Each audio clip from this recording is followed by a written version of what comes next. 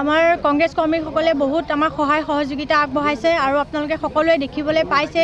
আমাৰ মহিলাও আছে, ব্লকৰ আমাৰ পুৰুষসকলো আছে, সকলোৱে আমাক বহুত সহায় সহযোগিতা কৰিছে। লগতে ৰাইজৰ যি সঁহাৰি দেখি পাইছোঁ, আমাৰ বহুত মনটো উৎফুল্লিত হৈছে। আমি নিশ্চিত বুলি ভাবিছোঁ।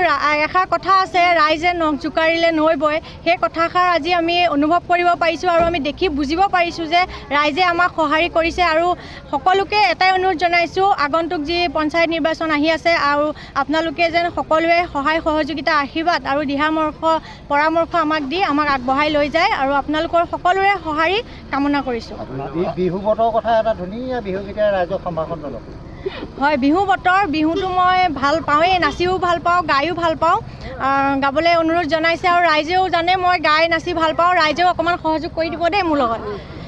নজুন্তি ওলালে বৰন্তি সলালে, সলাই বৰে গছে পাতে জোনে মেলি, কিয় পোহৰ দিলি মোৰে মন মলিয়া, মোৰে মন বলিয়া কৰি।